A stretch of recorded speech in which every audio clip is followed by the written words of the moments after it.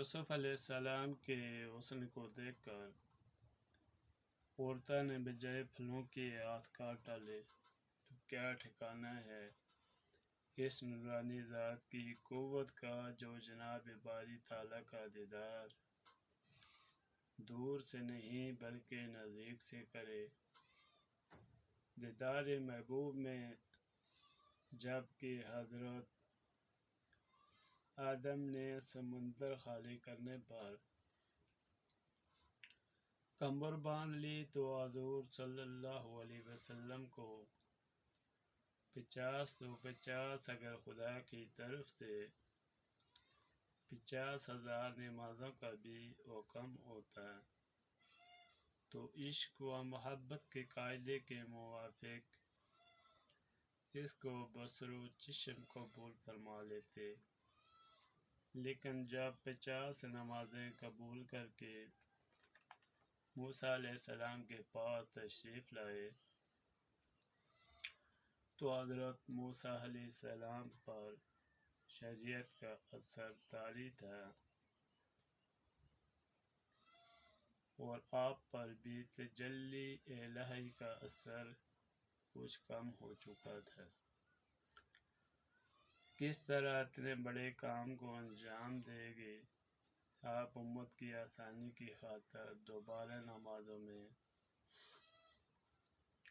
کمی کرانے کے لیے دربار الہی میں حاضر ہوئے اور کئی دفعہ کے آنے جانے سے 50 کے بجائے 5 نمازوں پر بات ٹھہر گئی۔ یہاں پر ایک سوال پیدا ہوتا ہے کہ 45 کیوں معاف ہوئی اور 5 کیوں باقی رہیں، 4 باقی رہتی یا 6؟ تو اس کا جواب ہے کہ ایک طرف تو یہ بات کہ خدا کے فرمان اور قانون میں تبدیلی نہ ہوگی، جیسے کہ اللہ خود فرماتے ہیں کہ ما یبدل القول لدی، سورہ کہف پارہ نمبر 26 کا مفہوم کہ ہماری بات بدلی نہیں جاتی، اور دوسری طرف اپنے حبیب کی خاطر مقصود تھی تو اللہ تعالیٰ نے من جاء بالحسنۃ فلہ عشر امثالها سورہ انعام پارہ نمبر 7 کے مفہوم کے مطابق جو شخص ایک نیکی کرے گا اس کو 10 نیکیوں کا ثواب ملے گا کہ قانون پر نظر فرماتے ہوئے اپنی رحمت اور آپ کی شفاعت کی وجہ سے اپنے بندوں کی تکلیف اور مشقت میں کمی کر دی۔ بظاہر 5 نمازیں پڑھنے کا حکم دیا مگر لکھنے میں 50 کا ثواب دے دیا، یعنی حکم میں 5 اور ثواب میں 50 کی 50 ہی قائم رہیں۔ ما یبدل القول کا قانون بھی اپنی جگہ قائم رہا اور حضور صلی اللہ علیہ وسلم کی درخواست بھی قبول فرمائی گئی، جس کا جواب ہے کہ 5 اور 50 میں صرف نقطے کا فرق ہے اور اللہ کی نقطہ نوازی کی صفت بھی مشہور ہے، اس کو یہاں پر ظاہر کر دیا۔ ایک نقطہ اٹھا لیا، لاکھوں انسان نمازی ہو کر جنت میں پہنچ گئے، اگر یہ نقطہ نہ اٹھایا جاتا تو لاکھوں انسانوں میں 1 یا 2 ہی نمازی نکلتے۔ اس نقطہ کو ہٹا کر ہزاروں لاکھوں کی بخشش کا سامان کر دیا اور ان کی قدموں سے بہت بڑا بوجھ اٹھا لیا،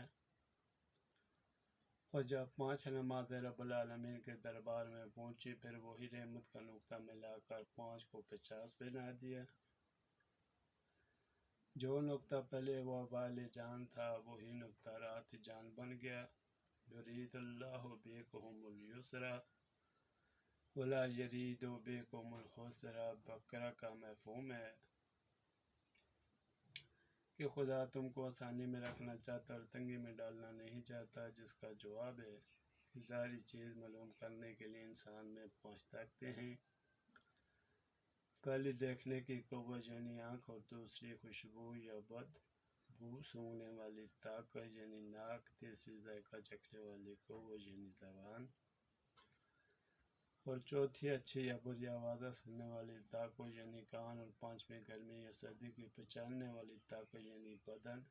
خدا تعالیٰ نے ان 5 طاقتوں کے مقابلے میں 5 نمازیں فرض فرمائیں۔ اللہ تعالیٰ نے جب انسان کو دنیا میں پیدا کرنے کا ارادہ فرمایا، سب سے پہلے اللہ نے اس کو جان بخشی، پھر اس کی ضرورت کی سب سے بڑی 5 نعمتیں عطا فرمائیں: کھانے پینے کی چیزیں، دوسرے نمبر پر گرم و سرد لباس، اور تیسرا رہائش کے لیے مکان، اور خدمت کے لیے بیوی اور نوکر وغیرہ، اور 5ویں نمبر پر سفر کے لیے سواری۔ چاند کا شکر یہ کلمہ لا الہ الا اللہ کا اقرار ہے، اور زندگی کی ان 5 نعمتوں کا شکر۔ 5 نمازیں مقرر کی تو جو شخص 5 وقت نماز پڑھتا ہے وہ ان 5 نعمتوں کا شکریہ ادا کرتا ہے، اور جو جان بوجھ کر نماز نہیں پڑھتا وہ کافر یعنی ناشکرہ ہے۔ من ترک الصلاۃ متعمدا فقد کفر کا حدیث ہے، جس کا مفہوم جس نے جان بوجھ کر نماز چھوڑی، تحقیق اس نے کفر اور ناشکری کی۔